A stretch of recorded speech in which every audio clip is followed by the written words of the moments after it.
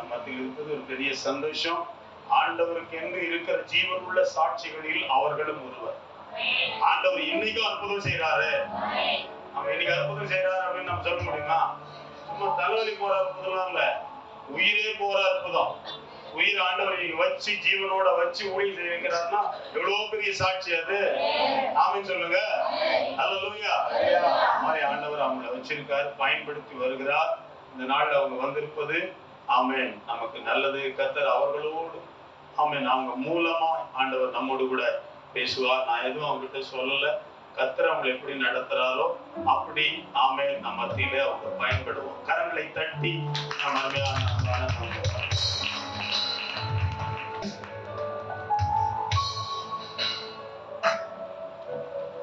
ஆண்டவரும் ரட்சகருமாய் இருக்கிற அருமையானவர் இயேசு கிறிஸ்துவின் நாமத்தினாலே நம்மை நான் வார்த்தையில் எடுக்கிறேன். அன்பத்தோடு அழைத்து தேவனுடைய வார்த்தையை பயன்படும்படியா என் வாய்ப்பினை வழங்கின அன்பு அண்ணன் என்வின் அவர்களுக்கு நன்றி உரித்தாக்கி கொள்கிறேன். கர்த்தர் இந்த வேளையை ஆசீர்வதிப்பாராக. ஒரு அருமையான தேவனுடைய மகள், அவள் செவிலியர் படிப்பிலே நர்சிங் கோர்ஸில் சேர வேண்டும் என்று சொல்லி அவள் காத்திருந்தாள். வேலூர் மாவட்டத்தில் இருக்கிற பிரபலமான மருத்துவக் கல்லூரியிலே செவிலியர் படிப்பில் சேர்வதற்கு என்று சொல்லி ஒரு நேர்முக தேர்வு வைத்திருக்கிறார் என்ற விளம்பரத்தை பார்த்து ஜெபத்தோடு கூட வேலூர் மாவட்டத்தை கடந்து சென்றார். வேலூர் பஸ் நிலையத்தை அடைந்த பொழுது அவளை போல அநேக வாலிபர்களை வந்திருந்தார்கள். ஒருவரை சந்தித்துக் கொண்டார்கள், அறிமுகமாகிக் கொண்டார்கள். எல்லாருமாக இணைந்து அந்த தேர்வு மையத்தை நோக்கி கடந்து போனார்கள். இவள் நினைத்தால் நம் நேர்முக தேர்வுக்கு கடந்து போகிறோம், காலில் போட்டிருக்க செருப்பு ரொம்ப பழசாயிடுச்சு, அவர் புதிய செருப்பை கொண்டு வாங்கி அணிந்து போகலாம் என்று சொல்லி பழைய செருப்பை கழட்டி போட்டு விட்டு போகிற பாதையிலே கடத்தெருவிலே ஒரு புதிய செருப்பை வாங்கி அணிந்து கொண்டு கடந்து போனார். தேர்வு மையத்துக்கு மிக அருகாமை வரும்பொழுது அது புதிதாக வாங்கி போன செருப்பு அறந்து போயிடுச்சு. கூட இருந்த பிள்ளைங்க எல்லாம் சொன்னாங்க, யாருக்கு சீட்டு கிடைக்கிற இல்லையோ உனக்கு சீட்டு கிடைக்காது, எனக்கு எங்கேயாவது புது செருப்பு அறந்து போகுமா, உனக்கு சகனமே சரியில்லை, அதுவும் எனக்கு சீட்டு கிடைக்காதுன்னு சொன்னார்கள். அவள் கர்த்தருடைய பிள்ளையா இருந்தால் கர்த்தருடைய தன்னை திடப்படுத்திக் கொண்டு அந்த பீந்து போன செருப்பின் கலட்டி போட்டு விட்டு வெறுங்காலோடு நடந்து போனார். தேர்வு மையத்தை அடைந்தார்கள். ஒவ்வொரு பிள்ளையுடைய பெயர் சொல் அடைந்த பொருள் அவர்கள் உள்ளே சென்று விட்டு வெளியே வரும்போது தலையை பிடிந்து கொண்டு வந்தார்கள். அவங்க சொன்னாங்க, யாருக்குமே சீட்டு கிடைக்க போறதில்லை. இரண்டாவது ஆங்கிலத்திலே சராமரியா கேள்வி கேட்கிறால் பதில் சொல்ல முடியவில்லை என்று சொல்லிவிட்டு கடந்து போனார்கள். இந்த அன்பு மகளுடைய பேரு சொல் அழைத்த போது நடுக்கத்தோடு ஜெபத்தோடு கூட வெறுங்காலோடு அந்த தேர்வு மையத்துக்கு உள்ளாய் கடந்து போனார்கள். அங்கு 4 ஆண் அதிகாரிகள் இருந்தார்கள், ஒரு பெண் அதிகாரி இருந்தார்.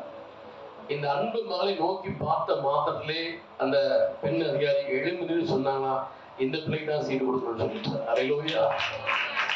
ஒன்றுமே புரியவில்லை, நம்மளுக்கு ஒரு கேள்வி கூட கேட்கவில்லை என்று சொல்லி பதட்டத்தோடு பார்த்து கொண்டிருக்கும் பொழுது அந்த அம்மா சொன்னாங்களா, எல்லா பிள்ளைகளும் பார்த்தேன் ஹீல் செருப்பை போட்டுட்டு அலட்டிட்டு வந்தாங்க, இந்த பிள்ளை மாத்திரம் செருப்பை கழட்டி போட்டு வெறுங்கா வந்திருக்கா, இவதான் தகுதியான அழைப்பு சொன்னாங்க. அல்லேலூயா. நம்முடைய ஆண்டவர் தீமையை நன்மையாய் மாற்றுகிறார். அப்படி கையிலே அவரை தரத்துல இந்த வேலை ஒப்பு கொடுப்படுகிறேன். எங்களை அழைத்து கொண்டு வந்து ஒரு முகாரம் உண்டு, ஊழியக்காரனை அழைத்து கொண்டு வந்து ஒரு முகாரம் உண்டு, எங்களோடு பேசுகிறார் என்று சொல்லி கர்த்தருடைய முகத்தை நோக்கி பாருங்க. எல்லாம் கையை போடு. நீரெல்லாம் எங்களுக்கு பரலோகில் யாருண்டு ஜீவனாதா,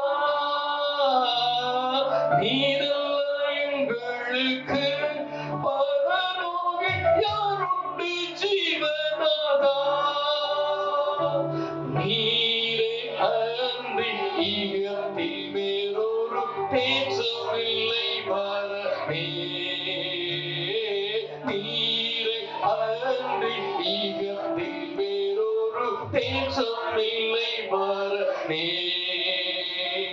ஸ்தோத்திரம் இயேசுநாதா, உமக்கென்றும் ஸ்தோத்திரம் இயேசுநாதா, ஸ்தோத்திரம் இயேசுநாதா, உமக்கென்றும் ஸ்தோத்திரம் இயேசுநாதா, ஸ்தோத்திரம் செய்கின்றோம் எங்களுடையார் பேரர் நாமத்தின் நகரத்தில்,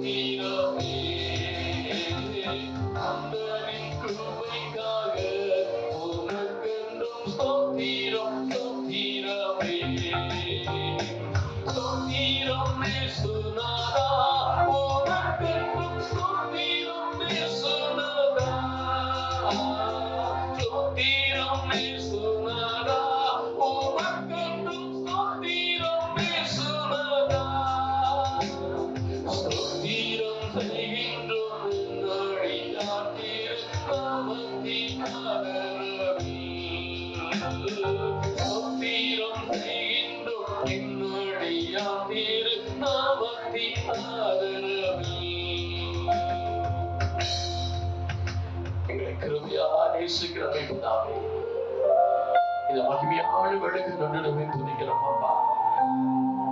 தகப்பனே, நாங்கள் சிறு கூட்டமா இப்படி பாதத்தில் வந்து காத்திருக்கிறோம். கதையை சுதந்திரத்தை அதில் பண்ணுகிறதா நம்முடைய வார்த்தை, எதிர்மறைகளை பொறிக்கிறதா நம்முடைய வார்த்தை, அபிஷேகம் இருந்ததான வார்த்தை வெளிப்படுவதாக அதை மூடி மறைத்துக் கொள்ளும். அப்படி நாமத்தை மாத்திரம் மையப்படுத்தும் இயேசுவின் மூலம் செவங்களும் நல்ல பிதாவே, ஆமென். இந்த நாள் தியானத்துக்கு எடுத்துக்கொண்டதான தேவனுடைய வார்த்தை வாசிக்கலாம். யோவான் எழுதின சுவிசேஷம் 14ஆம் அதிகாரம் 14ஆம் வசனம். யோவான் 14ஆம் அதிகாரம் 14ஆம் வசனம். என் நாமத்தினாலே நீங்கள் எதை கேட்டாலும் அதை நான் செய்வேன். அல்லேலூயா. கர்த்தர் நம்ம நாள் கூட்டத்திலே சொல்லுகிற வார்த்தை, என் நாமத்தினாலே நீங்கள் எதை கேட்டாலும் அதை நான் செய்வேன். அல்லேலூயா. அநேக முறை இந்த வேத வசனங்களை நாம் வாசித்திருப்போம், தேவனுடைய வார்த்தையை கேட்டிருப்போம், அநேக கடந்து போயிருப்போம். ஆனால் இதை உன்னிப்பாக நீங்கள் நோக்கி பார்க்கும்படியாக விரும்புகிறேன். ஆண்டவர் தெளிவாய் திட்டமாய் சொல்கிறார், என் நாமத்தினாலே நீங்கள் எதை, எப்பேற்பட்ட காரியம் இருந்தாலும் சொன்னான், கர்த்தர் சொல்கிறார், எதை கேட்டாலும் அதை நான் செய்வேன். அல்லேலூயா. சாதாரண காரியங்களுடைய வாழ்க்கையில் கடந்து வரும்போது ஆண்டவர் நாமத்தினால் கேட்கும் பொழுது பெற்றுக் கொள்வதற்கு நம்பிக்கை, விசுவாசம் நமக்கு வருகிறது. சாதாரண வியாதிகள் வரும் பொழுது நம்ம ஆண்டவர் நாமத்தினாலே ஜெபிக்கும் பொழுது ஆண்டவர் சுகப்படுத்துவார் நம்பிக்கை வருகிறது. பிரதான போராட்டங்கள், பிரதான வியாதிகள், பிரதான பிரச்சனைகள் சூழ்ந்து கொள்ளும் போது நம்முடைய இருதயம் தடுமாறி விடுகிறது. பெரிய வியாதி வரும்போது இந்த இடத்துல யார் பெரிய டாக்டர் இருக்கிறார், எந்த டாக்டரோட போல சுகமாகும் என்று சொல்லி நம்முடைய காரியங்கள் திருப்பப்படுகிறது. ஆனா ஒன்றை மாதிரி புரிந்து கொள்ள வேண்டும், ஆண்டவர் தெளிவை சொல்லி வைத்திருக்கிறார், என் நாமத்தாலே நீங்கள் எதை கேட்டால், அது எப்பேற்பட்ட காரியமா இருந்தாலும் சரி, இயேசுவின் நாமத்தினாலே நீங்களும் நானும் கேட்கும் போது கர்த்தர் கொடுக்க வல்லவராய் இருக்கிறார். அல்லேலூயா. ஏனென்றால் இந்த உலகத்தில் இருக்கிற எல்லா நாமத்தை காட்டிலும் மேலான நாமம் என்னுடைய இயேசுவின் நாமம். வெளிப்படையில் சொல்லப்பட்டிருக்கிற இயேசுவின் நாமத்தில் வானோர் பூதலத்தோர் பூமியின் கீழே முழங்கால் யாவும் விழுந்தபடிக்கு பிதாவாகிய தேவனுக்கு மகிமையாக இயேசு கிறிஸ்து கர்த்தர் என்று நாமங்கள் யாவும் அறிக்கை செய்யும்படிக்கு எல்லா நாமத்துக்கு மேல நாமத்தை தந்தினார். உலகத்தில் இருக்கிற எல்லா நாமத்தை காட்டிலும் மேலான நாமம் என் இயேசுவின் நாமம். அந்த இயேசுவின் நாமத்தினாலே நீங்களும் நானும் எதை கேட்டால் கர்த்தர் கொடுத்து ஆசீர்வதிப்பார். சில வருடங்கள் முன்பாக ஒரு அன்பு சகோதரியை நான் சந்தித்தேன். முதலாய் அறிமுகமாகி கொண்டோம். நான் எங்கு சென்றாலும் என் சாட்சியை சொல்வது வழக்கம். அவை கொஞ்சம் ஒரு நெருக்கம் ஏற்பட்ட போது இந்த சாட்சியை நான் பகிர்ந்து கொள்ள ஆரம்பித்தேன். என் சாட்சி அமைதியாக கேட்டுக்கொண்டிருந்தார். கேட்டுக்கொண்டு சாட்சியை கேட்டு முடித்து பிற்பாடு சொன்னார், ஆனா எனக்கு ஒரு சாட்சி இருக்குன்னு நீ கேட்குறீங்களான்னு கேட்டார். தாராளமாக சொல்லுங்க, உங்க சாட்சி கேட்கிறேன் என்று சொன்ன பொழுது அவருடைய சாட்சி சொல்ல ஆரம்பித்தார். அவர் சொன்னார், என் பெற்றோர்கள் பயங்கர வைராக்கியமான பிரஜாதி மார்க்கத்தார். பல வருடங்களுக்கு முன்பாக என் பெற்றோர்களுக்கு திருமணம் முடிந்த பிற்பாடு குழந்தை பாக்கியமே இல்லை. இவருடைய கிராமம் பயங்கர வைராக்கியமான கிராமம். எங்க பெற்றோர்கள் போகாத இடமே கிடையாது, போகாத கோயில் கிடையாது, போகாத குளம் கிடையாது, போகாத ஹாஸ்பிட்டல் கிடையாது. எல்லாத்துக்கும் சென்று பார்த்தோம், பல குழந்தை பாக்கியம் இல்லை.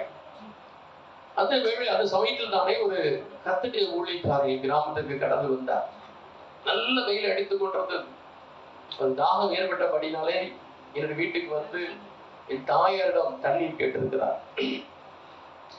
தாயாரும் அவருக்கு தண்ணீர் கொடுத்து விட்டு நின்ற போது அந்த அருமையான ஊழியக்காரர் சொல்லியிருக்கிறார், அம்மா உங்களுக்கு ஏதாவது நன்மைகள் தடைப்பட்டிருக்குன்னு சொல்லுங்க, நான் உங்களுக்கு செபித்து விட்டு கடந்து போகிறேன். என் இயேசுவின் நாமம் எல்லாவற்றுக்கும் மேல நாமம். அந்த நாமத்துல எதை கேட்கலாம் கர்த்தர் கொடுப்பார்னு சொல்லியிருக்காரு. அவங்க என்ன தேவையோடு காத்திருக்கீங்களோ நீ சொல்லுங்க, நான் ஜெபிக்கிறேன் சொன்ன போது இந்த தாயாருக்கு பயங்கரமான கோபம் வந்து விட்டது. இந்த ஊழியக்காரரை பார்த்து சொல்லியிருக்கிறார், உன் நல்ல நேரத்துக்கு என்னுடைய கணவர் இல்லை, என் கணவர் மாத்திரம் இருந்தால் அவனை வெட்டி போட்டு விடுவார்.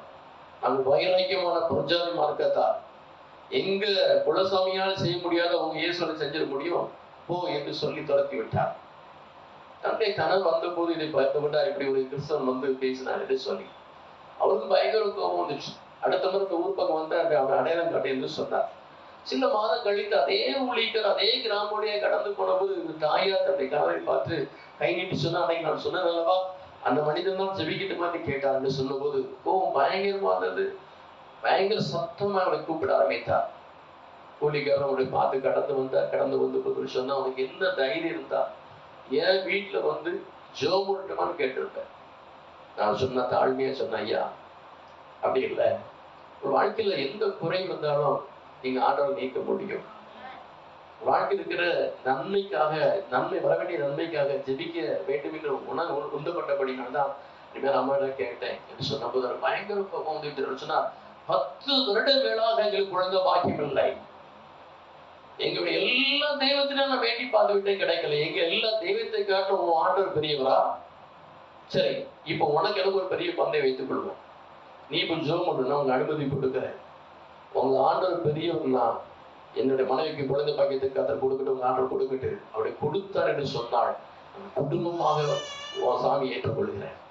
இல்லை விட்டு அந்த கிராமத்தின் எல்லையும் கூட எட்டி பார்க்க கூடாது என்று சொன்னார். அவரும் ஐயா சொன்னார், ஐயா நான் செபிக்கிறேன், நிச்சயமாகவே என் ஆண்டவர் உங்களுக்கு நன்மை கொடுப்பார். இந்த குடும்பத்தில் குழந்தை பாக்கியம் உண்டாகும். ஏனென்றால் ஆண்டுடைய நாமம் எல்லா நாமத்துக்கும் மேலான பாரத்தோடு ஜெபித்தாரே, இவருடைய நாமம் எல்லா நாமத்துக்கு மேலான நாமம் என்பதை இவர்கள் அறிந்து கொள்ள வேண்டும் இல்லையாக இன்னைக்கு ஒரு அற்புதத்தை நீ செய்வீராக என்று சொல்லி ஜெபித்துவிட்டு கடந்து வந்துவிட்டார். மாதம் உருண்டோடி போனது அதே கிராம வழியாய் அவர் கடந்து வந்த போது இந்த தகப்பனார் கண்ணீரோடு கூட அவரை காலில் விழுந்து அழுசினாரா, என் மனைவி கருத்து தெரிவித்திருக்கிறார். ஒரு ஆண்டவராய பெரியவர், ஒரு ஆண்டவருடைய நாமம் தான் பெரிய நாமம். எல்லா நாமத்துக்கும் மேலான நாமம் இயேசுவின் நாமம். அந்த நாமத்தை நாங்கள் ஏற்றுக்கொள்கிறோம் என்று சொல்லி குடும்பமாக என்ற ஆண்டவரை ஏற்றுக்கொண்டார்கள். இந்த அன்பு சொன்னார், அந்த ஜெபத்துல பிறந்த பிள்ளைதான் நான். அவங்க எனக்கு ஜெப கிளான்ஸ் பேர் வச்சிருக்கிறாங்க. 10 வருடம் மேலாய் குழந்தை பாக்கியம் இல்லாத ஒரு மகனுடைய வாழ்க்கையில இயேசுவின் நாமத்தில் ஜெபித்த பொழுது கர்த்தர் அற்புதங்களை செய்தார். இன்றைக்கு இயேசுவின் நாமத்தில் நீங்கள் எதை கேட்டாலும் கர்த்தர் கொடுத்து உங்களை ஆசீர்வதிக்க வல்லவராய் இருக்கிறார். யோவானும் பேதுருவும் தேவாலயத்தில் கடந்து வருகிறார்கள். 40 வருடங்கள் மேலாய் பிரவி சப்பானியான மனிதன் பிச்சை கேட்பதற்காக அலங்கார வாசல் என்று கொண்டு போய் வைப்பார்கள். அப்படியே அதை வைத்த போது 9ஆம் மணி வேளையில ஜெப வேளையில பேதும் யோவானும் அந்த ஆலயத்தை கடந்து வந்த போது இந்த மனிதன் அவளை பிச்சை கேட்டால் எழுதப்பட்டிருக்கிறது. அப்பொழுது யோவானும் பேதுருவும் சேர்ந்து சொல்கிறார்கள், எங்களை நோக்கி பார் என்று சொல்லி. அவளுக்கு ஏதாவது கிடைக்குமா என்று சொல்லி இந்த பிறவி சப்பானி மனிதனை நோக்கி பார்த்த போது பேதுரு சொன்னார், எங்களுக்கு நீங்க உனக்கு கொடுப்பதுக்கு வெள்ளியும் பொண்ணு இல்லை, ஆனா ஒன்று வைத்திருக்கிறோம், அது இயேசுவின் நாமம். அல்லேலூயா. இயேசுவின் நாமத்தில் எழுப்பி நட என்று சொல்லி அந்த பிறவி சப்பானி மனிதனுடைய கரத்தை பிடித்து தூக்கி நம்ம வேதம் சொல்கிறது, உடனே அவன் கால்களும் கரடுகளும் பலம் கொண்டன. அல்லேலூயா. இயேசுவின் நாமத்தில் எழுப்பி நட என்று சொன்ன பொழுது ஒரு வல்லமை இறங்கி வந்தது. 40 வருடமா பிறவி சப்பானி இந்த மனித வாழ்க்கையிலே அவன் கால்களும் கரடுகளும் பலம் கொண்டது. அவன் குதித்தெழுந்து நடந்து துதித்துக் கொண்டு தேவாலயத்தில் கடந்து போனான். எல்லாரும் சாலமன் மண்டபத்தில் அவனை சுற்றி கொண்டார்கள். எப்படியா நடந்தது? 40 வருடங்களா பார்த்திருக்கிற பிறவி சப்பானியின் மனிதன் ஆச்சே, எப்படி நடக்க முடியுது என்று சொல்லி சுற்றி நின்று கொண்டிருக்கிறார்கள். பேதுரு யோவான் நின்று கொண்டிருக்கிறார்கள். சுற்றி ஜனங்கள் ஆச்சரியத்தோடு பிரமிப்போடு பார்த்து கொண்டிருக்கிறார்கள். பேதுரு யோவானை நோக்கி பார்க்க எந்த பெரிய அற்புதம் செய்திருக்கிறார் சொல்லி நோக்கி பார்க்கிறார்கள். அப்பொழுது பேதுரு சொல்கிறார், எங்களை நோக்கி பார்ப்பது என்ன? இயேசுவின் நாமமே அவனை பலப்படுத்திட்டு. அல்லேலூயா. நீங்க சுய சக்தி கிடையாது, சுய பக்தி கிடையாது, இயேசுவின் நாமமே அவனை பலப்படுத்தினது. இன்னைக்கு நீ என்ன தேவையோடு கடந்து வந்திருக்கிறாய் எனக்கு தெரியாது. இன்னைக்கு இயேசுவின் நாமத்தில் நீங்களும் நானும் எதை கொடுத்தால் எதை கேட்டாலும் கர்த்தர் கொடுத்து உங்களை ஆசீர்வதிக்க வல்ல தேவனாய் இருக்கிறார். அவன் எந்த காரியத்தை குறித்தும் கலங்க வேண்டிய தேவையே இல்லை. ஆண்டவர் நாமம் உயர்ந்த நாமம், எல்லா நாமத்துக்கும் மேல நாமம். அந்த நாமத்தில் நீங்களும் நானும் எதை கேட்டாலும் அதை கொடுத்து ஆசீர்வதிக்க வல்லவராக இருக்கிறார். இன்னைக்கும் ஜெம்ஸ் மிஷனரி பணித்தளத்திலே ஒரு மிஷனரியாக சுரேஷ் அவர் பணி செய்து கொண்டிருக்கிற ஊழியக்காரர் எங்க சபைக்கு வந்த போது தேவனுடைய வார்த்தையை பகிர்ந்து கொண்டார், சாட்சி பகிர்ந்து கொண்டார். அவர் சொன்னார், என் குடும்பம் பயங்கரமான வைராக்கியமான புரஜாதிமாக கத்தார். ஐயா வழி என்று சொல்வார்கள். தென்பகுதியிலே பெரிய நாமத்தை வைத்திருப்பார்கள், பயங்கர வைராக்கியமா இருப்பார்கள். அப்படி அந்த ஐயா வழியிலே வந்தவர்களாங்க. நாகர்கோவில் பகுதியிலே வியாபாரம் வைத்து என்னுடைய தகப்பனா கடை நடத்தி வந்தார்.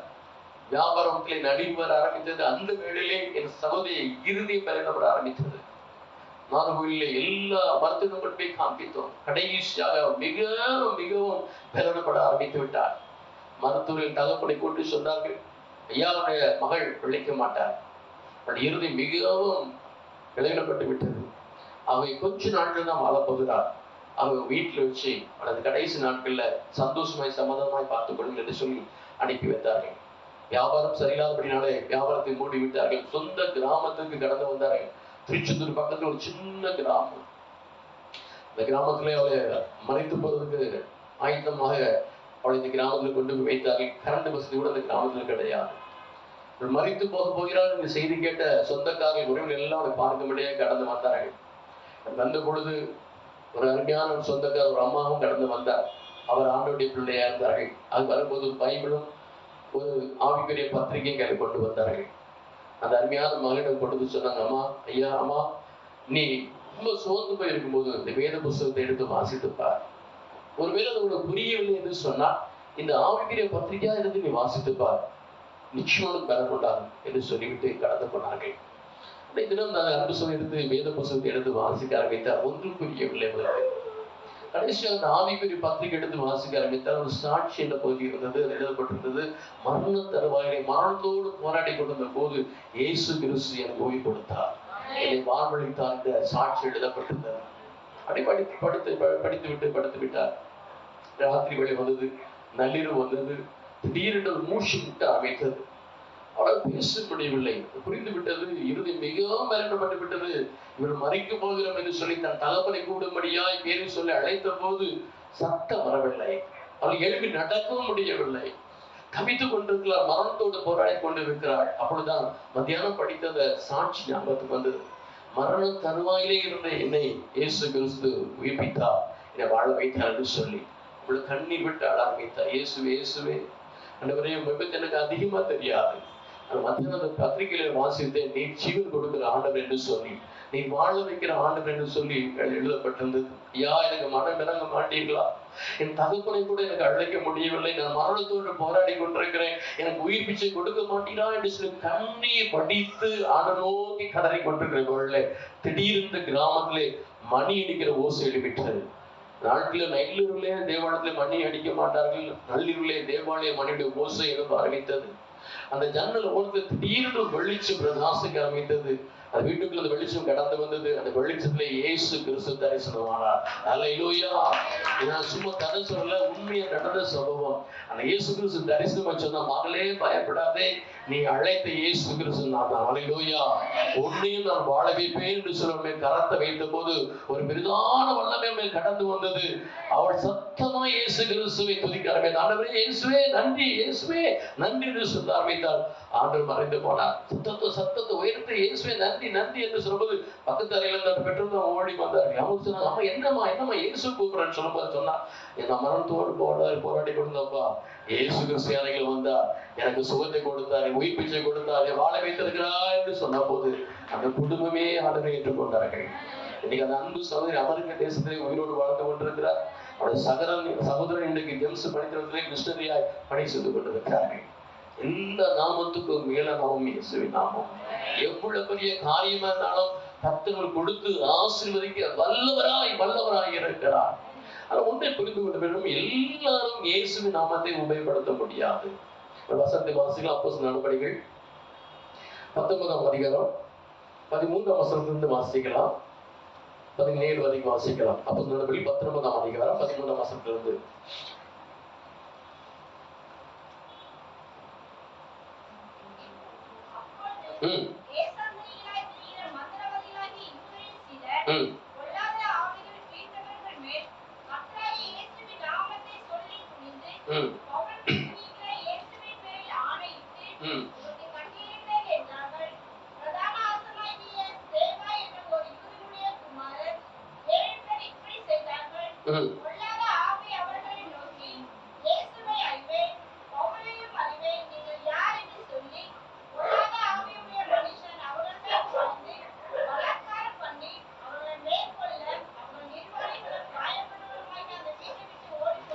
சரி,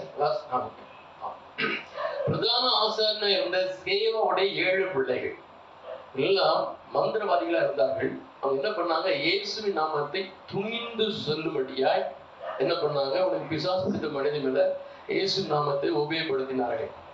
நடந்த காரியம் என்ன, அது எதிர்மறை உண்டாக்கிடுச்சு. வேதவசனம் சொல்கிறது, அந்த அசுத்தாவி அவர்களை மேற்கொண்டு பலாத்காரம் பண்ணி அவள் நிர்வாணியாய் காயப்பட்டவளாய் ஓட பண்ணிட்டு எழுதப்பட்டிருக்கிறது. அவங்க இயேசு நாமத்தை தான் சொன்னாங்க. ஆனா இயேசு நாமத்தை சொன்ன போது அது எதிர்விளைவை உண்டாக்கி விட்டது. அப்ப நீங்க நல்லா புரிந்து கொள்ள வேண்டும், எல்லாராலும் இயேசுவின் நாமத்தை பயன்படுத்த முடியாது. அல்லேலூயா. அப்ப இயேசுவின் நாமத்தை யார் உபயோகப்படுத்த முடியும், இயேசுவின் நாமத்தில் யார் கேட்டால் பெற்றுக்கொள்ள முடியும் என்று சொன்னால், அந்த இயேசுவின் நாமத்துக்கு நமக்கு ஒரு உறவு இருக்கணும். அல்லேலூயா. இயேசுவின் நாமத்துக்கு நீங்களும் நானும் சொந்தக்காரியா இருக்கும் போதுதான் அந்த இயேசு கிறிஸ்துவின் நாமத்தாலே நீங்களும் நானும் எதை கேட்டாலும் பெற்றுக்கொள்ள முடியும். அந்த நாமத்துக்கு நமக்கு சம்பந்தம் இல்லாத வாழ்க்கை வாழ்ந்து விட்டு நீங்கள் நானும் இயேசுவின் நாமத்தில் எதை கேட்டாலும் பெற்றுக்கொள்ளவே முடியாது. இந்த நாமத்துக்கு நமக்கு ஒரு உறவு இருக்க வேண்டும். அந்த நாமத்துக்கு நமக்கு ஒரு சொந்தம் இருக்க வேண்டும். அப்படி இருக்கிற பட்சத்துல தான் கர்த்தருடைய நாமத்துல நீ கேட்கும் பொழுது பெற்றுக்கொள்ள முடியும். இன்னைக்கு அந்த நாமத்துக்கு நமக்கும் உறவு ஏற்படுத்த முடியும். உறவு ஏற்படுத்துகிற ஒரு 3 காரியத்தை நான் சொல்ல விரும்புகிறேன். அந்த நாமத்துக்கு சொந்தக்காரியா மாறுபடியா 3 முக்கியமான காரியங்களை நான் சொல்ல முடியும். வாசிக்கிற முதலாவது காரியம் வாசிக்கலாம். 2 தீமோத்தேயு 2ஆம் அதிகாரம் 19ஆம் வசனம். 2 தீமோத்தேயு 2ஆம் அதிகாரம் 19ஆம் வசனம்.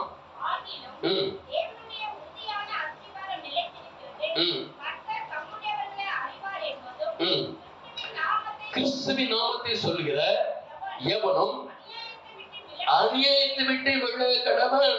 இயேசுவின் நாமத்துக்கு ஒரு உறவு உண்டாக வேண்டும் என்று சொன்னால், இயேசுவின் நாமத்துக்கு ஒரு சொந்தம் உண்டாக வேண்டும் என்று சொன்னால், வேதம் சொல்கிற கிறிஸ்துவின் நாமத்தை சொல்கிற எவனும் எவளும் அநியாயத்தை விட்டு விலக வேண்டும். நம்முடைய வாழ்க்கையில அநியாயத்தை வைத்துக் கொண்டு இயேசு நாமத்துக்கு சொந்தமாய் மாறவே முடியாது. ஒரு பேர் கிறிஸ்துவ பேர் வைத்துக் கொள்ளலாம், ஆனால் இயேசுவின் நாமத்தை உபயோகப்படுத்த முடியாது. உபயோகப்படுத்தினா ஒரு பிரோஜனம் இருக்க போகிறவர்களே. அந்த நாமத்துக்கு நமக்கு உறவு உண்டாக வேண்டும் என்று சொன்னால், அதுக்கு சொந்தமாய் மாற வேண்டும் என்று சொன்னால், வேதம் சொல்கிறது அநியாயத்தை விட்டு வெளியே வா. இன்னைக்கு நம்முடைய வாழ்க்கையில் என்ன அநியாயம் இருக்குன்னு யோசித்து பாருங்கள். எந்த அநியாயம் இருந்தாலும் சரி, இன்றைக்கு இயேசுவின் நாமத்திலே விட்டு அதை விட்டு வெளியே வரும் பொழுது அந்த நாமத்துக்கு சொந்தக்காராய் மாற்றப்படுகிறோம். நீங்க யோசித்து பாருங்க, இன்னைக்கு எத்தனையோ அநியாயம் நடந்து கொண்டிருக்கிறது. அநியாயமான காரியங்கள் பெருகிவிட்டது. இன்னைக்கு கிறிஸ்தவ மத்தியிலும் அநியாயமான காரியம் பெருகிட்டு இருக்கிறது. வேதனையான காரியம். இன்னைக்கு நம்முடைய வாழ்க்கையிலும் அநியாயங்கள் ஏதாவது இருந்தா நீங்க ஆண்ட சமூகத்தில் ஒப்பு கொடுத்தது வெளியே வர வேண்டும் என்று வேதம் சொல்கிறது. யாருக்காவது அநியாயமான காரியம் செஞ்சிருப்போமா? ஒரு அடி இடத்தை யார்ட்டையாவது ஏமாற்றி வாங்கியிருப்போம் என்று சொன்னால் அநியாயமான காரியம். 1 ரூபாய் ஏமாற்றி வாங்கியிருப்போம் என்று சொன்னால் அநியாயமான காரியம். இன்னைக்கு நம்ம வாழ்க்கையில ஏதாவது ஒரு அநியாயம் இருக்கும் என்று சொன்னால் யோசித்து பாருங்க. இன்னைக்கு அதை விட்டு வெளியே வா என்று வேதம் சொல்கிறது.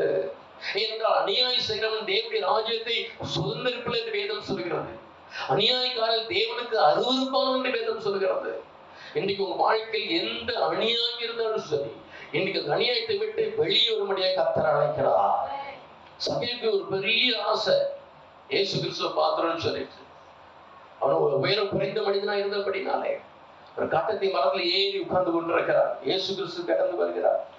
நின்று சொல்கிறார், சபையை பார்த்து, சகைவே அவன் வீட்டில்தான் தங்க வேண்டும். பயங்கர சந்தோஷம். வேகமா இறங்கி வர்றான். இறங்கி வந்து ஆண்டவர் கூட்டிட்டு அப்படியே வீட்டு பக்கமா போகும்போது சுற்றி ஜனங்கள் எல்லாம் இருக்கிறாங்க. ஜனக்கூட்டத்திலும் சத்தம் எழுப்புகிறது. அநியாயமான காரியம். இவன் பாவியான மனுஷ வீட்டுல போய் தங்கன்னு போறாரே என்று சொல்லி ஜனங்கள் பேசுகிற சத்தம் அவனுடைய காது கேட்கிறது. வேதம் சொல்கிறது, உடனே சகை நின்று ஆண்டவர் சொல்றான், என் ஆசையில் பாதி நான் ஏழை கொடுத்துறேன். எவனிடத்திலாவது அநியாயமா வாங்கியிருந்தால் அதை நாளத்திலேயே திருப்பி கொடுக்கிறேன்னு சொன்ன மாத்திரத்துல ஆண்டு சொன்னாரு, இன்றைக்கு இந்த வீட்டுக்கு ரட்சிப்பு வந்து விட்டது. இவன் ஆபரனுடைய குமாரனா இருக்கிறான். என் சொந்தக்காரன் மாறிட்டான். ஐயா, இவன் சொந்தக்காரன் மாறிட்டான். அநியாயத்தை விட்டு வெளியே வந்துட்டான். இவன் சொந்தக்காரனா மாறிட்டான். என் நாமத்துக்கு சொந்தமா மாறிட்டான். இன்னைக்கு நம்முடைய வாழ்க்கையில் எந்த வித அநியாயம் இருந்தாலும் சரி, அந்த அநியாயத்தை விட்டு வெளியே வந்த உடனே அவருடைய நாமத்துக்கு சொந்தக்காரனாய் மாறி விடுகிறோம். என்ன அநியாயம் தான் சேர்ந்தான். வரலையும் சொன்ன பிரதர், எங்கிட்ட பெரிய அநியாயம் ஒண்ணும் கிடையாது பிரதர். நாங்க அவனை பயன்தான் வாழ்ந்துகிட்டு இருக்கோம் இல்லையா. ஆண்டவர் கொடுக்க வேண்டியதை கொடுக்காம போனாலும் அநியாயமான காரியம். அது பணமா இருந்தாலும் சரிதான், நேரமா இருந்தாலும் சரிதான், நம்முடைய பலனா இருந்தாலும் சரிதான், எந்த காரியமா இருந்தாலும் சரிதான், கர்த்தருக்கு கொடுக்கிறத நீங்க வஞ்சிப்பீங்கன்னு சொன்னால் அது அநியாயமான காரியம். இன்னைக்கு பாத்தீங்கன்னா அநேக கிறிஸ்துவ குடும்பங்களை பெரிய பிசாசு பிடிச்ச ஆடு. எங்களுக்கு ஒரு சின்ன பிரேசல் பாளையங்கோட்டில் இருக்கு. அப்ப நான் ஒரு போயிருந்த போது கூட்டம் கொஞ்சம் குறைவா இருந்தது. அப்ப அவங்கள்ட்ட சொன்னேன், இப்ப இங்க நிறைய கிறிஸ்தவங்க இருக்கிறாங்க, அப்ப அவங்களெல்லாம் கூப்பிட்டு வச்சு கூப்பிடலாமா நீ அப்படின்னு சொல்லும் போது அவன் சொன்னா, ஆனா 7 மணிக்கு மேல எல்லா வீட்டு கதவை அடைச்சிடறாங்க. கேட்டேன்னா, நான் திருநெல்வேலி மாவட்டத்திட்டு கடந்து சென்னைக்கு வந்த போது என்ன அந்த சமயத்துல என்ன நடந்ததுன்னா, திருநெல்வேலியில தலையில்லாத முண்டாண்டு நடமாடுதுன்றாங்க. எவ்வளவு பொருளை கிளப்பி விட்டான். அந்த தலையில்லாத முண்டத்தை பார்த்து ஒருத்தன் தேட்டரில் பார்த்தா செத்து போயிட்டான் அப்படின்னு சொன்னோம்னா எல்லாம் பயந்து போய் ஆரம்பிச்சாங்க. பிரச்சாரமா இருக்கிறது என்ன பண்ணாங்கன்னா, வேப்பிலையை துணி வச்சுப்பாங்க, அந்த தலையாத முண்டை வந்து பார்த்தோன்னா கடந்து போயிடும் சொல்லிட்டு. நம்மளுக்கு இருட்டோனே கதை போட்டிடுவோம். அப்படிதான் தலையில்லாத மட்டும் நடமாடுதான் கேட்டேன். அப்படி எதுவுமே இல்லை. அப்ப என்ன பிரச்சனை அவன் சொன்னான், எல்லா வீட்டிலும் டிவி சீரியல் ஓடுது. ஹல்லேலூயா. அதான் பிரச்சனை. நீ எத்தனையோ குடும்பங்கள் கிறிஸ்துவ குடும்பங்கள் டிவி சீரியலுக்கு அடிமை இருக்கிறது. அது அநியாயமான காரியம். கர்த்தருக்கு செலவழிக்க வேண்டிய நேரத்தை நீங்க டிவி பெட்டி முன்னால செலவழிப்பீங்கன்னு சொன்னால் அது அநியாயமான காரியம். அண்ணன் சொன்னது போல எங்களுக்கு சாந்தா பகுதியிலே ஒரு சபை இருக்கிறது, இயேசு மந்தை திருச்சபை இருக்கிறது. அது திருச்சபையை மாற்றப்படும் போது ஃபெலோஷிப்பை நம்ம வைத்திருந்தோம். அப்போ அது கொடுத்து வந்து ஒரு சகோதரி அடிக்கடி சொல்லிட்டு இருப்பாங்க, அண்ணே எங்க வீட்டில் வந்து ஒரு சின்ன ப்ரேயர் மட்டும் போங்கன்னு சொல்லுவாங்க. நான் வர்றமே நான் என் வீடு சந்தோஷப்படுறோம். இங்கே இருக்கிறது தாம்பரத்துலேருந்து அவை நான் இங்கேருந்து அந்த கூட்டுறதுக்கு டைம் தான் கடந்து போவேன். அவன் சொன்ன கண்டிப்பாக நான் ஒரு நாள் வரேன். ஒரு நாள் இடையில ஒரு வேலை இருந்தபடினால போயிருந்தேன். ஒரு 7-7:30 மணி இருக்கும்னு நினைக்கிறேன். அப்போ ஞாபகம் வந்து அந்த அன்பு சகோதரி எப்பவும் கூட்டுகிட்டே இருப்பாங்க. சரி இன்னைக்கு ஒரு டைம் இருக்குல்ல, அவங்கள்ட்ட வீட்டில் கொஞ்சம் சின்ன ப்ரேயர் பண்ணி வந்துடலாம் சொல்லி வீட்டுக்குள்ள போனால் வீட்டில் கதவு திறந்தா இருக்குது, லைட்டை சாத்தி வச்சது. தட்டன கதவு போயிட்டு உள்ள போனா டிவி சத்தம் அலறிட்டு பயங்கரமான டிவி சீரியல் ஓடும். இதை பார்த்தோம்னா அவங்களுக்கு பதறி போய் ரிமோட் எடுத்து அதை குறைக்க பார்த்தாங்க, அதை இன்னும் கூட்டிட்டாங்க பதட்டத்துல. அது இன்னும் கொஞ்சம் பயங்கரமா கத்துது. நான் சிஸ்டர் ஒண்ணு இல்லை பார்த்தாச்சு, விடுங்க அமைதியா உட்காருங்க, அதை ஆஃப் பண்ணுங்க சொல்லி ஆஃப் பண்ணிட்டு அவங்கள்ட்ட கேட்டேன், சிஸ்டர் இப்ப இதுல போய் உட்கார்ந்துருக்கீங்க, எவ்வளவு காரியங்கள் இருக்கு, எவ்வளவு வேலை செய்யலாம், கத்திரங்கள் செய்யலாம், ஜெபம் பண்ணலாம், வேத புஸ்தகம் வாசிக்கலாம். அவன் சொன்ன இல்லை பிரதர் நீங்க நம்ப மாட்டீங்க. ஒரு நாள் தேவ சபையில சொன்ன இன்னைக்கு இந்த டிவி நிகழ்ச்சி பார்த்துட்டு இதோட நான் முடிச்சோம். என்ன நடந்தது அன்னைக்கு ஒரு சஸ்பென்ஸ் வச்சா, அப்புறம் அன்னைக்கு நைட் ஆண்டவரே சஸ்பென்ஸை கொண்டு வச்சுட்டா. இந்த சஸ்பென்ஸ் என்னங்கிறத அடுத்த தடவை பார்த்துட்டு அதோட டீம் முடிச்சிடுறேன் அப்படின்னு ஆச்சு. இன்னைக்கு வரைக்கும் அந்த சஸ்பென்ஸ் முடிவே இல்லை பிரதர். நான் முடிச்ச நம்ம வாழ்க்கையே சஸ்பென்ஸா மாறிடாம ஒரு டிவி உடைச்சு ஓட்டுறேங்க. இன்னைக்கு டிவி சீரியல் தலைவிரித்து ஆடிக்கொண்டு கிறிஸ்துவ குடும்பத்துக்குள்ளாக நான் சென்னைக்கு வந்த புதுசுல 91-92 எங்க பெரியம்மா வீட்டில் தங்கியிருந்தேன். சித்தியும் சவுண்டு கேட்கணும், எல்லாம் டபுள் எடுத்து போடுவாங்க.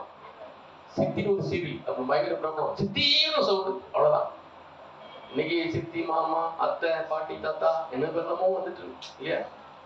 இன்னைக்கு ஒரு பேர் அப்படிப்பட்ட காரியத்தில் நீங்கள் அடிமையா இருந்தால் அது அநியாயமான காரியம். ஆண்டவர் கொடுக்க வேண்டிய நேரத்தை உலகம் வஞ்சித்துக் கொண்டிருக்கிற பிசாசு வஞ்சித்துக் கொண்டிருக்கிறார். இன்னைக்கு அந்த அநியாயத்தை விட்டு வெளியே வா என்று கர்த்தர் அழைக்கிறார். அநியாயத்தை விட்டு வெளியே வந்த உடனே ஒரு இயேசு நாமத்துக்கு நமக்கு ஒரு உறவு உண்டாயிரும். அதுக்கு நீங்க கவனி பாருங்க, இயேசு நாமத்தை கேட்டு பாருங்க, எதை கேட்டாலும் கர்த்தர் கொடுத்து ஆசீர்வதிப்பார். இன்னைக்கு நம்முடைய வாழ்க்கையில் என்ன அநியாயம் தான் வேத வசனம் வாசிக்க எபிரேயர் 8ஆம் அதிகாரம் 12ஆம் வசனத்தை வாசிக்கலாம். எபிரேயர் 8ஆம் அதிகாரம் 12ஆம் வசனம்.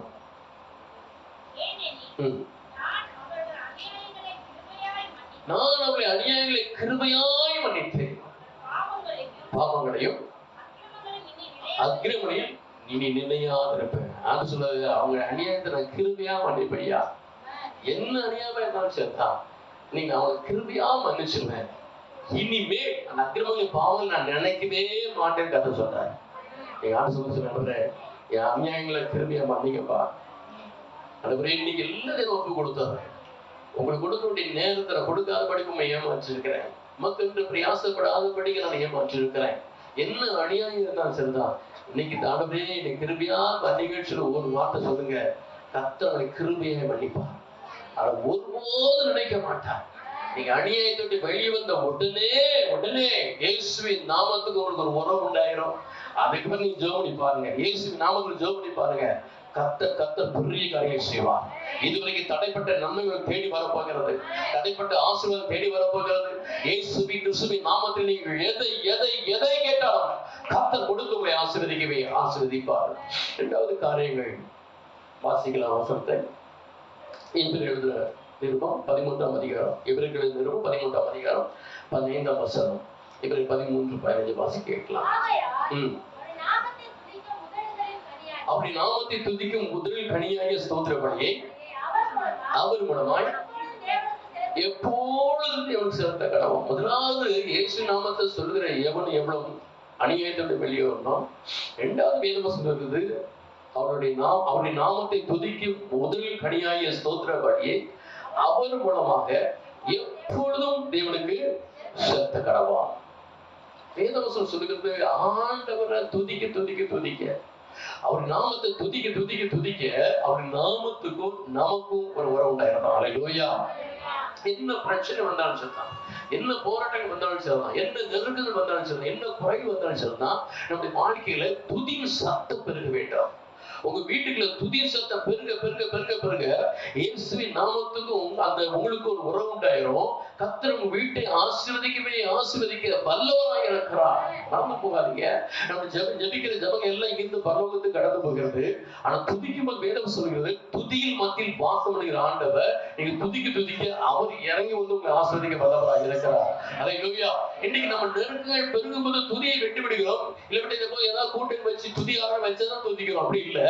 வேதம் சொல்லி எப்போதும் அவனை துதிக்க வேண்டாம். அவனை துதிக்க என்ன நெருக்கங்கள், என்ன பாடல், என்ன வேதனை, எதையும் சரி கர்த்தர் அதை மாற்ற வல்லவர். அது மாத்திரம் அல்ல, அந்த நாமத்துக்கும் உங்களுக்கு ஒரு உறவு உண்டாயிடும். அவங்களை சிலர் பிடித்து அடித்து நொறுக்கி தொழுமரத்தை கட்டி வைத்திருக்கிறார்கள் இல்லையா? நடுராத்திரி வேதம் சொல்கிற பாடி கர்த்தரை துதிக்க தொடங்கினார்கள். அவள் துதிக்க ஆரம்பிச்ச உடனே என்ன பண்ணி நடந்துச்சா? அஸ்திபாரங்கள் அசைய ஆரம்பித்தது. பயங்கரமான பூமி அதிர்ந்தது என்று சொல்லப்பட்டிருக்கிறது. ஒரு பெரிய பூமி அதிர்ச்சியம் உண்டாகிவிட்டது.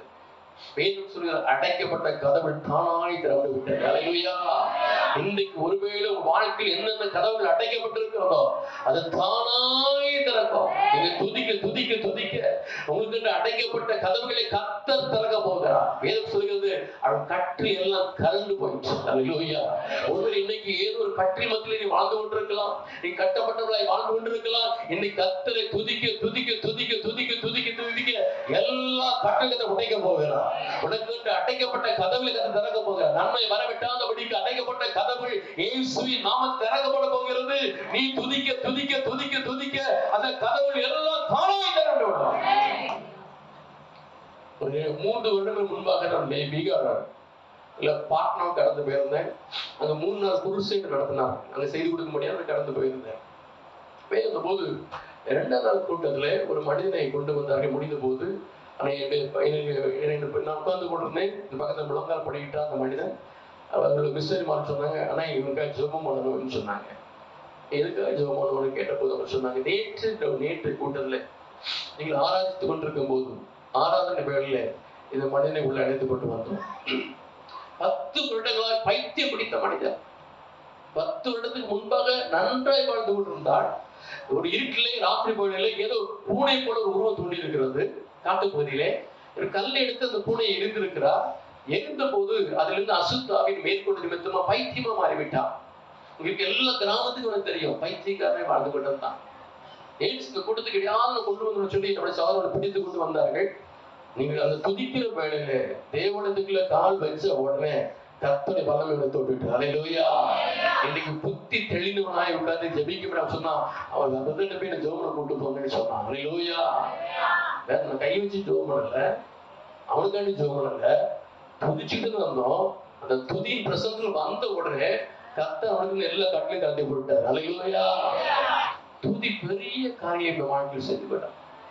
துதியின் ரகசியத்தை நீங்கள் சரியை புரிந்து கொண்டால் போதும், நீங்கள் துதிக்காம இருக்கவே மாட்டீங்க, துதிக்காம இருக்கவே மாட்டீங்க. வாழ்க்கையில நான் சாட்சி நாளைக்கு நான் சொல்றேன். எனக்கு முடிஞ்சோடனே நிறைய ஆட்களை கூப்பிட்டுவாங்க. 2005ஆம் வருடத்துல நான் கொஞ்சம் தொழில் கடந்து போறேன். 2005ஆம் வருடத்துல வியாபார விஷயமா நான் திருப்பதி கடந்து போயிருந்தேன். அந்த பகுதியில் நிறைய இடங்களில் வியாபார ஸ்தலங்கள் இருந்தது. 2005ஆம் வருடத்துல அப்பொழுது நள்ளிரவுலே அந்த மேனேஜர் வீட்டிலே நான் தங்கியிருந்தேன். நள்ளிரவு வேளையிலே பாத்ரூம் சென்று விட்டு வந்தபோது தலை சுத்த ஆரம்பித்தது, கண்ணெல்லாம் இருண்டு போனது, அப்படி தடுமாறி கீழே விழுந்து விட்டேன். ஒரு சில நிமிடங்கள் எந்த உணர்வும் கிடையாது. அது குறித்து கொஞ்சம் உணர்வு வர ஆரம்பித்தது, உடம்பெல்லாம் வேர்த்து கொட்ட ஆரம்பித்தது. அப்படியே என்னுடைய படுக்கையில் போய் படுத்து விட்டு தண்ணீர் கொடுத்து படுத்து விட்டேன்.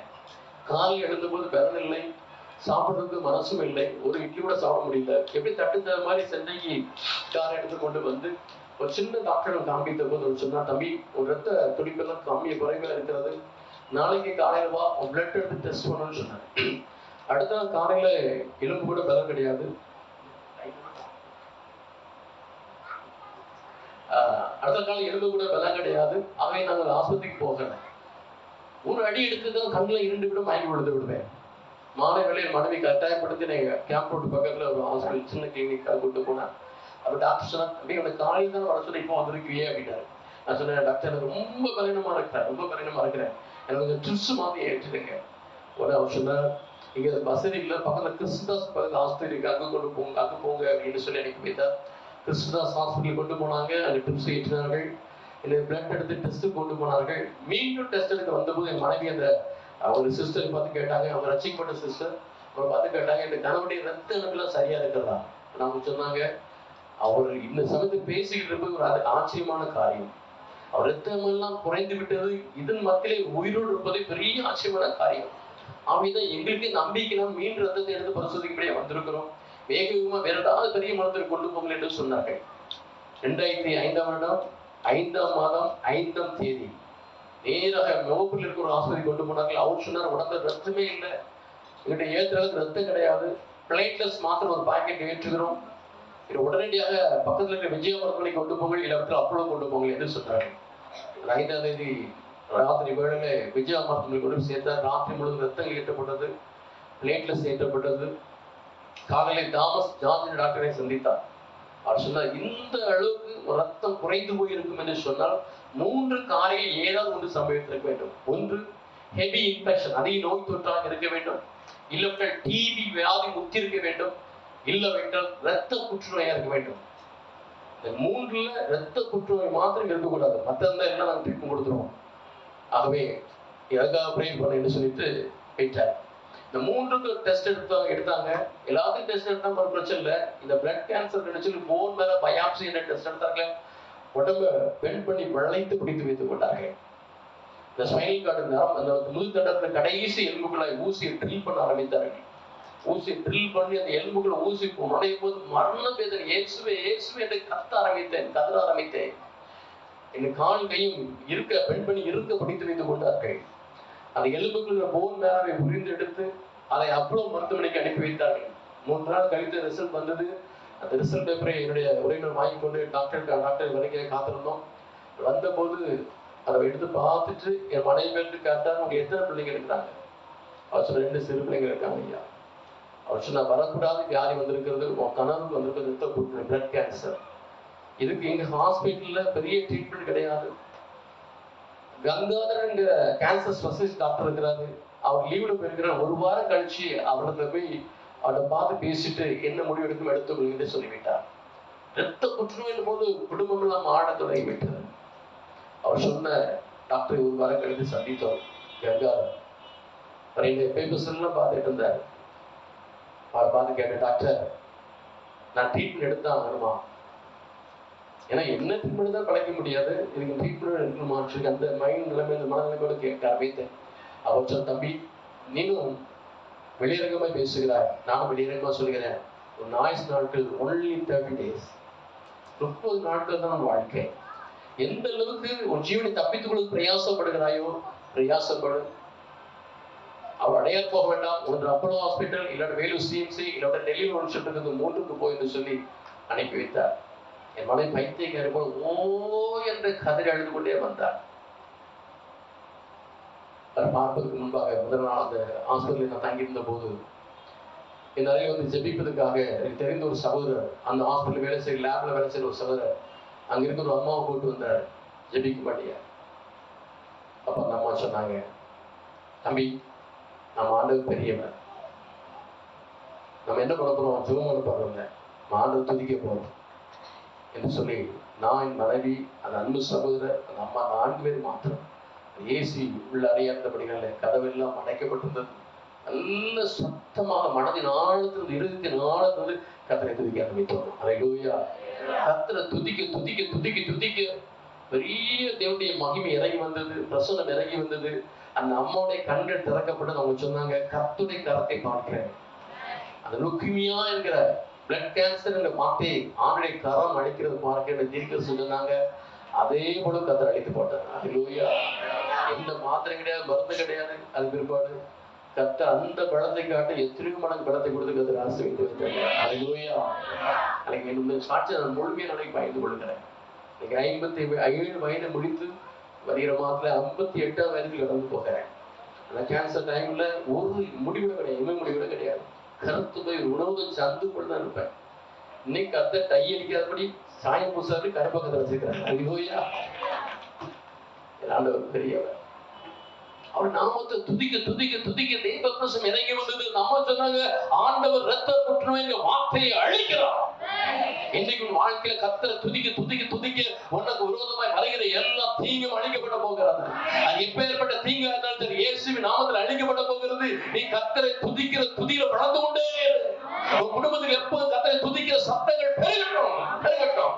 நெருக்கங்கள் வரும்போது, உபத்திரங்கள் வரும்போது, குறைகள் வரும்போது, வியாதிகள் வரும்போது தேவனை துதிக்க துதிக்க துதிக்க துதிக்க. யோசபாத் ராஜாக்கு விரோதமாய் 3 தேசங்கள் வர்றாங்களாம். அம்மன்புத்தியில் ஒரு பெரிய கூட்டமா வந்து கொண்டிருக்கிறார். மோவாபியர் ஒரு பெரிய கூட்டமா வந்து கொண்டிருக்கிறார். சேயீர் மலைதேசத்தில் பெரிய கூட்டமாய் வந்து கொண்டிருக்கிறார்கள். 2 நாள் 26 வீட்டுல போய் படிச்சு பாருங்க. அவன் சொல்றான், ஆண்டவரே எங்களுக்கு நிற்க கூட வரவில்லை, என்ன செய்ய வேண்டும் என்றே எங்களுக்கு தெரியவில்லை. ஒரு பெரிய தலான கூட்டம் விரோதமாய் எழுப்பி வந்து கொண்டிருக்கிற, என்ன செய்வது தெரியவில்லை. யோசனை வந்துச்சு. வேதம் சொல்கிறது, ஆயுதம் தாங்கி இருக்கிற பொண்ணு எல்லாத்தையும் பின்னால வந்துட்டு வச்சுட்டு துதிக்கல முன்னால வச்சாங்க. அல்லேலூயா. அவன் புரிஞ்சு போச்சு, ஆயுதத்தால ஒண்ணும் பண்ண முடியாது, ஆனா துதி பெரிய காரியம் செய்யும். அல்லேலூயா.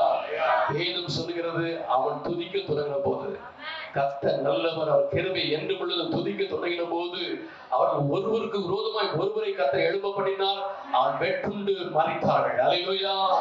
நமக்கு விரோதமாய் எப்பேற்பட்ட கூட்டங்கள் எழுப்பி வந்தாலும் சரி, தீங்குகள் எழுப்பி வந்தாலும் சரி, பிசாசு எழுப்பி வந்தாலும் சரி, நீ கர்த்தரை துதிக்க துதிக்க துதிக்க துதிக்க துதிக்க அவருடைய மகிமை இறங்கி வரும். எப்பேற்பட்ட தீங்கையும் கர்த்தர் அழித்து போடுவார், அழித்து போடுவார். நம்முடைய வாழ்க்கையில் துதிக்கு சத்தங்கள் பெருக வேண்டும், பெருக வேண்டும். சாலமோன் ராஜா தேவாலயத்தை கட்டுவது வேதம் சொல்கிறது, பொறிகளை வேகமாய் ஊதுகிறதான ஆசாரியை நிப்பாட்டி வைத்திருந்தான். அவளை கர்த்தர் நல்லவர் என்று சொல்லி, கிருபை என்று சொல்லி கர்த்தரை துதிக்க ஆரம்பித்தவர் வேதம் சொல்கிறது, தேவாலயத்தை மேகம் நிரப்பிற்று. ஊழியம் செய்யக்கூடாது, ஆசாரியை ஊழியம் செய்யக்கூடாதபடிக்கு அந்த ஆலயத்தை மேகம் நிரப்பிட்டு கர்த்தருடைய மகிமையின் ஆலயத்தை நிரப்பிட்டு எழுதப்பட்டிருக்கிறது. அல்லேலூயா. இன்றைக்கு ஆண்டவரை துதிக்க துதிக்க துதிக்க துதிக்க துதிக்க வெறுமையான வாழ்க்கையை கர்த்தர் மகிமுள்ள வாழ்க்கையை கர்த்தர் மாற்றுவார். அல்லேலூயா. இன்னைக்கு நம்ம துதிக்காதபடினால தான் இன்னைக்கு பிசாசு இன்னைக்கு சமாதான குறை உண்டாக்கி விடுகிறான், தேவையில்லாத பிரச்சனை உண்டாக்கி கொண்டிருக்கிறான், தேவையில்லாத வியாதி உண்டாக்கி கொண்டிருக்கிறான். நீ துதிக்க துதிக்க துதிக்க எல்லா கட்டில் உடைக்கப்பட போகிறது, அடைக்கப்பட்ட கதவு திறக்கப்பட போகிறது. உனக்கு விரோதமா எளிமையில எல்லா ஆயுதங்களும் மாற்றம் வாய்க்கவே பண்ணுவான். வாழ்க்கையில துதிக்க சத்தங்கள் பெருக வேண்டும். நீங்க துதிக்க துதிக்க துதிக்க அவருடைய நாமத்துக்கு நமக்கு ஒரு உறவு உண்டாயிடும். இயேசுவின் நாமத்தினால எதை எதை எதை கண்டால் கர்த்தர் கொடுத்து ஆசீர்வதிக்க வல்லவராய் இருக்கிறார். வேதம் சொல்லி எப்பொழுதும் எப்பொழுதும் அந்த ஸ்தோத்திர பலியை ஆண்டவர் முன்பாக ஏற்பட்டு கடவுள் எழுதப்பட்டது. எப்போதும் இருக்க முடியும். ஏதோ ஒரு ஆராதனை துதி ஆராதனை வைக்கிறாங்க, துதிக்கிறோம். எப்போதும் துதிக்க முடியுமா? கண்டிப்பா முடியும். எப்ப முடியும்னா, ஆண்டவர் நமக்கு செய்த நன்மைகளை நம்ம நினைத்துக் கொண்டிருந்தா அதை துதிக்காம இருக்கவே முடியாது. நான் எக்காலத்தும் கர்த்தரை ஸ்தோத்திரிப்பேன். அவருடைய துதி எப்போதும் நாம இருக்கோம். ஏன்னா தாவிது வாழ்க்கையில பெருமையா வாழ்ந்தான். தகப்பன் கூட அவனை மதிக்கல, ஆடு மச்சி இருந்தான். கர்த்தர் அவன் அரசனை மாற்றிட்டாரு. அதை எப்படியா நான் துதிக்காம இருக்க முடியும்? துதி எப்போதே மாறிட இருக்கும். என் நிலைமை நான் யோசிச்சு பார்க்க ஆண்டவரே நீங்க எவ்வளவு நல்லவர் ஆண்டவரே. மனாந்தத்துல ஆடுகளை ஓட்டிக்கிட்டு இருந்தேன் ஆண்டவரே, வெறுமையா வாழ்க்கை வாழ்ந்துகிட்டு இருந்தேன், குறைவோடு வாழ்க்கை வாழ்ந்துகிட்டு இருந்தேன், என்னை ராஜாவாய் அமர்த்து பண்ணிருக்கிற ஆண்டவரே, எப்படி துதிக்காமல் இருக்க முடியும்? நீங்க நமக்கு அந்த ஜீவனை கொடுத்திருக்கிறார், எப்படி துதிக்காம இருக்க முடியும்? நான் எத்தனையோ நாட்கள் கண்ணீரோடு கத்தரை துதித்து இருக்கிறேன். நான் சென்னைக்கு வந்த பிறகு 1991 ஆண்டு கிண்டியில ஒரு சின்ன கம்பெனி வேலை பார்த்தேன். எனக்கு 500 ரூபாய் சாப்பிடும். அரும்பாக்கத்து என் பெரியம்மா வீடு இருந்தது. அங்க இருந்தா சைக்கிள் வரணும், சைக்கிள் அங்க இருந்து கிண்டிக்கு வரணும், கிட்டத்தட்ட 10 கிலோமீட்டருக்கு மேல இருக்கும். இந்த வெயில் நேரத்துல பாத்தீங்கன்னா பயங்கர நாக்கெல்லாம் வறண்டு போயிடும். 500 ரூபாய் நான் காணிக்கெல்லாம் போட்டுட்டு ஒரு 200 ரூபாய் வீட்டுக்கு அனுப்பி வச்சிருவேன். என் செலவு கையில பணமே இருக்காது. வெயில நான் வறண்டு இருக்கும்போது அந்த கூல்ட்ரிங்க் ஸ்பாட் எல்லாம் பார்க்கும்போது குடிக்கணும் அவ்வளவு ஆசை இருக்கும். ஆனா கையில வாங்குற பணம் இருக்காது. அந்த இந்திய எஸ்டேட் ஓடியே நான் சைக்கிள் ஓட்டு போகும்போது அந்த தர்பூசணி பழத்தை வெட்டி வச்சிருப்பாங்க. அப்போ ஒரு துண்டு 50 பைசா, சின்ன துண்டு, பெரிய துண்டு 1 ரூபா அந்த நாட்கள்ல. அப்போ அந்த 50 பைசா கொடுத்து அந்த தர்பூசணி வாங்கி சாப்பிடும்போது அவ்வளவு சந்தோஷமா இருக்கும், அவ்வளவு சந்தோஷமா இருக்கும். இன்னைக்கு அதே ரூட்ல ஏசி கார்ல நான் கடந்து போகும்போது அழுதுகிட்டே துடிச்சேன்.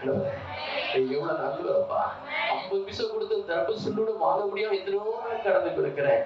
இதே இடத்துல குளிர்விட்டு போட்ட கார்ல கடந்து போற நேரத்துல எவ்வளவு நல்ல சின்ன எனக்கு எங்க பிரிமேட் ஒரு சின்ன ரூம் கொடுத்துருந்தாங்க. அது ஒரு மோட்டர் ரூம் தான், 50 ஸ்கொயர் தான் இருக்கும்.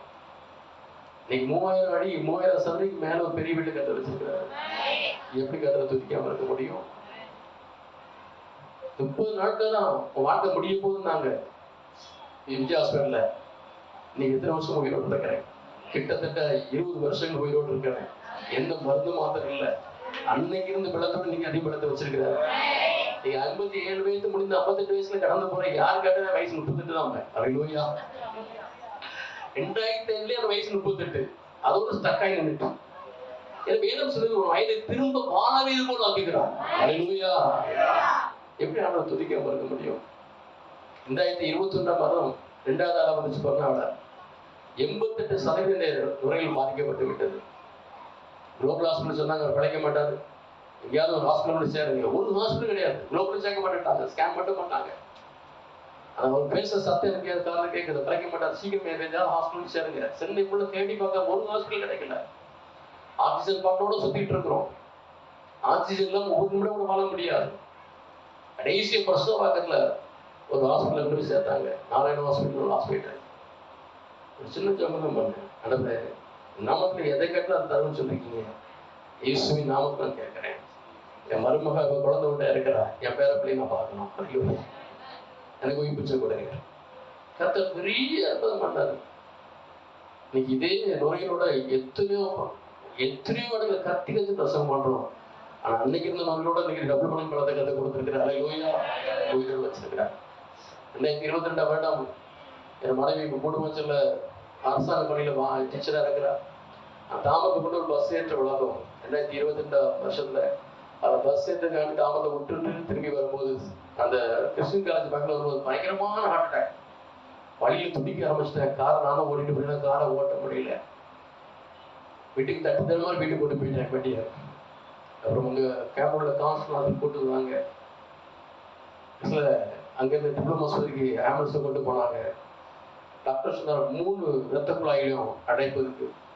ஒன்று 100% பிளாக், மற்ற எல்லாம் ரெண்டு இரத்த குழாயும் அபோவ் 90% பிளாக். இந்த நிலைமையிலும் கர்த்தர் உயிரோடு இருக்கிறது ஆச்சரியமா இருக்காரு. ஆப்ரேஷன் பண்ணாங்க. 6 மாதங்கள் வெளியே வரக்கூடாது, நாங்க கார் விட்டக்கூடாதுனாங்க. நான் 3 மாதத்துல கர்த்தர் ஒளிந்து ஓட ஆரம்பிச்சேன். எனக்கு எப்படி ஒரு துதிக்காம இருக்க முடியும்? எப்படி துதிக்காம இருக்க முடியும்? கர்த்தர் உங்கள் வாழ்க்கையில செய்த நன்மைகளை நீ நினைவுகள் என்று சொன்னா துதிக்காம இருக்கவே முடியாது. நம்ம வாழ வச்சிருக்க பெரிய கிருபை. நீங்க எத்தனையோ மனிதன் இந்த உலகத்துல இல்ல. கர்த்தர் நம்ம சோத்தை கொடுத்துருக்காரு, பழத்தை கொடுத்துருக்காரு. அது கிருபை. ஒவ்வொரு காரியத்தை நினைச்சு பார்க்க கர்த்தரை துதிக்காம இருக்கவே முடியவே முடியாது. நீங்க அப்படி துதிக்க கர்த்தருடைய நாமத்துக்கும் உங்களுக்கு ஒரு பெரிய உறவு உண்டாயிரும். அதுபோல நீங்க இயேசு நாமத்தில் எதை கேட்டாலும் கொடுத்து கர்த்தர் ஆசீர்வதிப்பார். கடைசி ஒரு காரியத்தை சொல்லி நான் ஜெபிக்க முடிய விரும்புகிறேன். திருப்பி கொண்டு யாத்திராகமம் 20ஆம் அதிகாரம் 24ஆம் வசனத்தை வாசிக்கலாம். யாத்திராகமம் 20ஆம் அதிகாரம் 24ஆம் வசனம்.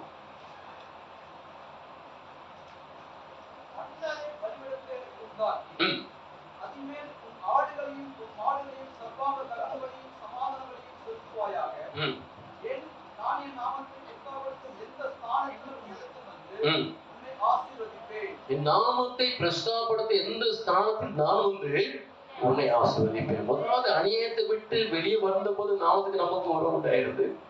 ஆண்டவர் நாமத்தை துதிக்க அந்த நாமத்துக்கு நமக்கு உறவு உண்டாயிருது. மூன்றாவதாக வேதம் சொல்லுது, அவர் நாமத்தை பிரஸ்தாபப்படுத்தும் போது அல்லேலூயா, அந்த நாமத்துக்கு நமக்கு ஒரு உறவு உண்டாயிருக்கா. அல்லேலூயா. ஆண்டவருடைய நாமத்தை பிரஸ்தாபப்படுத்தும்படியே கர்த்தர் விரும்புகிறார். சங்கீதம் 45:11 சொல்கிறோம், நாமத்தை எல்லா தலைவரிலும் பிரஸ்தாபப்படுத்துவேன். ஆண்டவருடைய நாமத்தை பிரஸ்தாபப்படுத்த வேண்டும். கர்த்தர் நமக்கு செய்த நன்மைகளை எத்தனையோ பேர் இருக்காங்க மத்தியில அவருடைய நாமத்தை நீங்க பிரஸ்தாபப்படுத்த வேண்டும். ஒரு சின்ன ஓடியம், ஏதாவது ஒரு சின்ன ஓடியம் உங்க டிராக்ட் எடுத்து நீங்க ஒரு வேலை கொடுத்து அவருடைய நாமத்தை பிரஸ்தாபப்படுத்தலாம். உங்களுக்கு தெரிஞ்ச காரியத்துல கர்த்தர் நாமத்தை பிரஸ்தாபப்படுத்தலாம். எந்த வழியாவது ஆண்டவர் நாமத்தை பிரஸ்தாபப்படுத்த அவரே இறங்கி வந்து உன் இடத்துக்கு இறங்கி வந்து என்ன பண்றாரா, உங்களை ஆசீர்வதிக்கிறார். ஆண்டவர் நாமத்தை பிரஸ்தாபப்படுத்துறீங்களா? எங்கேயோ பிரதர் அதெல்லாம் ஊழியக்காரர் எங்க இருக்கிறாரு, அவர் பிரஸ்தாபப்பட்டு போறாரு, அவர் கடமை. எங்களுக்கு அது சம்பந்தமே இல்லை இல்லையா? கவுன்சிலர் சுவிசேஷம் பிரசங்கிட்டார், எனக்கு ஐயோ நம்ம கர்த்தர் கொடுத்துருக்க ஒரு வாழ்க்கை, அந்த ஒரு வாழ்க்கையில ஏதாவது ஒரு காரியத்தின் மூலமா கர்த்தர் நாமத்தை பிரஸ்தாபப்படுத்த வேண்டும். நானே அவர் நாமத்தை பிரஸ்தாபப்படுத்த உங்களால் பிரஸ்தாபப்படுத்த முடியாதா? 89 வருடம் வரைக்கும் எனக்கு ஆண்டுக்கு சம்பந்தமே கிடையாது. இத்தனைக்கும் எங்க பெரிய ஒரு பாஸ்டர் ரெவரண்ட் கிறிஸ்துவ குடும்பத்தை பிறந்தவன். ஆனா ஆண்டுக்கு சம்பந்தம் இல்லாத வாழ்க்கை. வேத புத்தகத்தை நான் தொட்டதே கிடையாது. 86, 87, 88 3 வருடம் தொடர்ச்சியா எப்படி வழக்கு பதிவு செய்யப்பட்டது. பயங்கரமான கலாட்டாக்கள், பயங்கரமான கலவரங்கள், கொலை முயற்சி வழக்கத்தினால் 7 பதிவு செய்யப்பட்டது.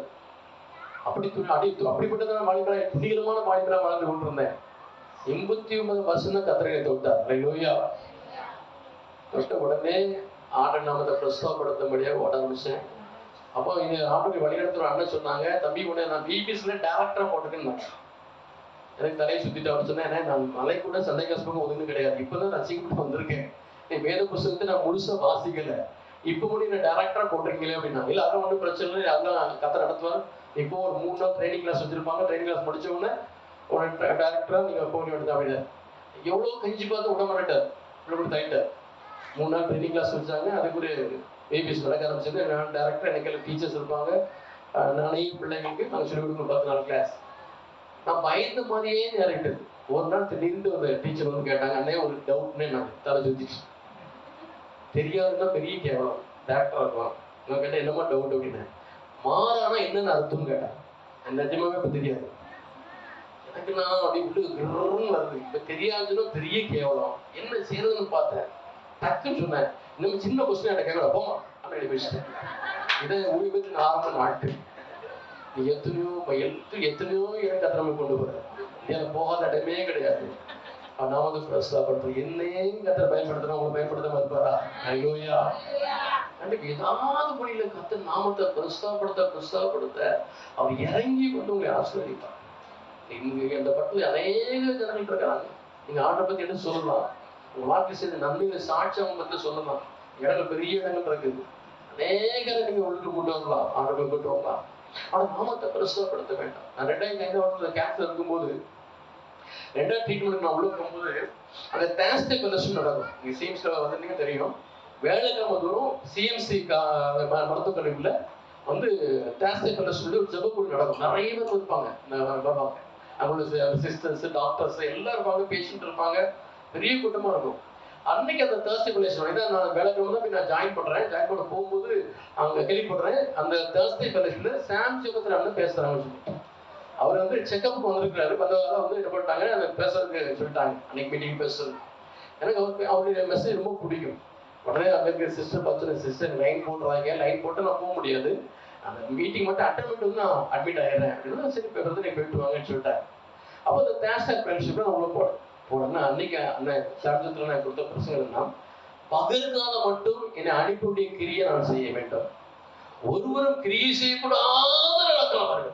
அவர் சொன்னாரு, உன் வாழ்க்கையில பகற்காலத்துக்கு முழுவதுதான் நீ கர்த்தருக்கு ஏதாவது ஒரு காரியத்தை செய்ய முடியும். ஆனா ஒரு ராக்காலம் வருது, அந்த ராக்கா வந்து பிற்பாட்டு என்ன செய்ய முடியாது. நான் பார்த்து நடுவேன். இப்ப நான் ஒரு ஆத்தாளத்துல இருக்கிறேன்ப்பா, ஒரு பெரிய வியாதியோட இருக்கிறேன். என் வாழ்க்கையில ஒரு பகற்காலத்தை நீங்க தருவீங்கன்னா நாமத்தை நான் பிரசவப்படுத்தேன். நீ கர்த்தர் என் வாழ்க்கையில பகற்காலத்தை கொடுத்துருக்காரு. நான் போகாத இடம் இல்லை, எங்க பார்த்தாலும் கர்த்தர் நாமத்தை பிரசவப்படுத்திட்டே இருக்கேன். இதெல்லாம் பார்க்கும்போது என் நண்பருடைய வீட்டுல ஒரு சின்ன ஜெபக்கூட்டம் வச்சிருந்தாங்க. ஜெபக்கூட்டம் வரும்போது என் பக்கத்து சீட்ல வந்து ஒரு பாஸ் இருந்தார், ஒரு அட்வென்ட் சர்ச் பாஸ் பக்கத்துல இருந்தார். அப்போ அவன்கிட்ட மெதுவாக ஃப்ரெண்ட்ஷிப் ஆகிட்டு கொஞ்சம் 10 நிமிஷத்துல மெதுவாக சாட்சி நான் பகிர்ந்து கொள்ள ஆரம்பிச்சேன். அது என்னோட பழக்கம். ஒன்று அவர் சொன்னாரு, பிரதர் எனக்கும் சாட்சி இருக்கு பிரதர், எனக்கும் வயிற்றுல கேன்சர் இருந்தது, ஆனால் இந்த விஷயத்த நான் யாருக்குமே சொல்லலை. அப்படி தெரியாமலே இருந்து ட்ரீட்மெண்ட்லேயே நான் முதலே பார்த்தனால அது ட்ரீட்மெண்ட்ல எல்லாம் சரியாயிடுச்சு பிரதர். அதே மாதிரி உங்க சாட்சி நீங்க யார்ட்டையும் சொல்லிடாதீங்க. ஏன் பாஸ்டர் அப்படின்னு, நீங்க எதாவது சொன்னீங்கன்னா உங்க பிள்ளைக்கு கல்யாணமே நடக்காது. கேன்சர், அவங்க அப்பாவுக்கு கேன்சர், பிள்ளைகளுக்கு கேன்சர் வந்து சொல்லி விட்டு கல்யாணம் பண்ணி கொடுக்க மாட்டான். நீ வெளியே சொல்லி நான் யார்ட்டுமே சாட்சி சொல்லணும் அப்படின்னு நினைச்சேன். பாஸ்டர் ரொம்ப லேட் பண்ணிட்டீங்க, நான் உலகத்தையே சொல்லிட்டேன். என் கர்த்தர் நல்ல வந்து நான் உலகத்தையே பிரசவப்படுத்திட்டேன்.